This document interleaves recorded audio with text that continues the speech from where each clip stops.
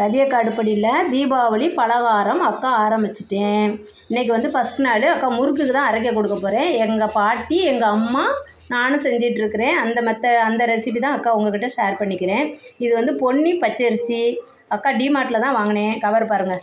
அது வந்து சூப்பராக வாயில் அள்ளி போட்டோன்னே ஸ்வீட்னஸ்ஸாக இருக்குது. நல்லா சூப்பராக இருக்குது பச்சரிசி. இந்த மாதிரி நம்ம நல்ல குவாலிட்டியாக உள்ள அரிசி வாங்கி நம்ம முறுக்குக்கு அரைக்கி கொடுத்தோம்னா ரொம்ப ரொம்ப முறுக்கு டேஸ்டியாக இருக்கும். இதில் வந்து அக்கா இந்த இருக்குல்ல, இது 200 சொல்லுவாங்க, நாங்கள் ஆளாக்கு சொல்லுவோம். இதில் வந்து 4 போடணும். இப்போ 4 அளந்துக்கலாம். இந்த மாதிரி ஃபுல்லாக இந்த தூக்கில் தான் அக்கா மாவு அரைக்க கொடுக்க போகிறேன். ஃபுல்லாக 4 போட்டுக்கலாம். 2 3 4 போட்டாச்சு. இப்போ 4க்கு உருட்டு பருப்பு வந்து 1 போடுவோம். ஒரு படி அரிசி காப்பி சொல்லுவாங்க. இப்போ 4ங்கிறது அரைப்படி அரிசி கணக்கு. அதுக்கு வந்து 4க்கு 1 வந்து உளுந்து. இந்த உளுந்து வந்து நம்ம பொன்னிறமாக பொறுமையாக வடை சட்டி சின்னதாக இருந்தால் 2 தடவை வறுக்கணும். பெரிய வடை சட்டினா 1 தடவை வறுத்துக்கலாம். இது கும்சமாக தான் எடுக்கணும். இப்படி கும்மிலாம் 4க்கு 1. 8 அரிசி அளந்தீங்கன்னா 2 போட்டு வறுத்துக்கணும். இது டிமார்ட்டில் வாங்கின உளுந்து தான்.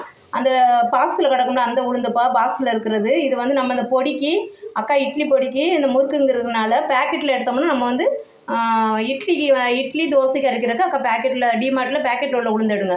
அது நல்ல பெஸ்ட்டாக இருக்கும். மாவு நல்லா ரொப்பும். இது வந்து நம்ம இட்லி பொடி அரைக்கிறதுக்கும் அக்கா அந்த மாதிரி முறுக்குக்கு அந்த மாதிரி எடுத்துகிட்டு வருவேன். இது இப்போ 1 போட்டிருக்கிறோம். இப்போ எதோ அக்கா பொன்னிறமாக வறுத்துட்டு வரேன். இது கூட மறுபடியும் முறுக்குக்கு என்ன சேர்க்கணும்னு அக்கா சொல்கிறேன். இதை ஃபஸ்ட்டு நம்ம பொன்னிறமாக வறுத்துக்கலாம். இப்போ வடை சட்டி எடுத்து அடுப்பில் வச்சுட்டேன். ரொம்ப மீடியம் ஃப்ளேமில் இந்த பாருங்கள், சட்டி சூடு இல்லை காமிக்கிறேன்.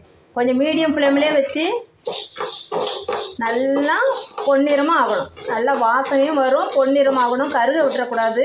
அதில் தான் நம்ம முறுக்குடைய டேஸ்டியே இருக்குது. இப்போ உளுந்து பொன்னிறமாக ஆயிடுச்சு. இந்த அளவு வறுத்தா போதும். இப்போ நம்ம அதை அரிசியில் கொட்டிடலாம். அவ்வளோதான். உளுந்து எடுத்து அரிசியில் கொட்டிடலாம். இப்போ தூக்கில் வச்சதுனால உங்களுக்கு அவ்வளோவா தெரியல. நல்லா தெரியுதான்னு தெரியல. அக்கா தூக்கில் வச்சுட்டேன். இதை நல்லா ஆற விட்டுட்டு கொஞ்சம் மேலே உள்ள உளுந்து மட்டும் தான் நம்மளுக்கு ஆறணும். ஆறினதுக்கப்புறம் நைஸாக பவுட்ரு பண்ண சொல்லுங்கள் மிஷினில். அதுக்கு முன்னாடி ஒரே ஒரு டிப்ஸுப்பா. மிஷினில் நம்ம மாவு அரைக்க முன்னாடி கேழ்வரகு, கோதுமை எது அரைச்சிருந்தாலும் கொஞ்சோண்டு அரிசியை போட்டு அரைச்சி வெளியே விட்டுருங்க அண்ணான்னு சொல்லுங்கள். நல்லா தட்டிட்டு வாங்க. தட்டினதுக்கப்புறம் நம்ம அரிசியை போட்டு அரைச்சிங்கன்னா நம்ம டிஷ்ஷில் நம்மளுடைய ப்ரிப்ரேஷனில் நம்ம முறுக்கு அப்படியே கிடைக்கும்.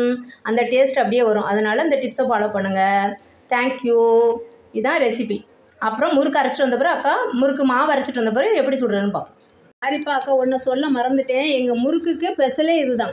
இந்த பாருங்கள், இதுக்கு வந்து ஆஃபு பொரிகடலை போட்டுக்கணும். அரைவாசி அந்த உலக்கில் அரைவாசி போட்டுக்கணும்.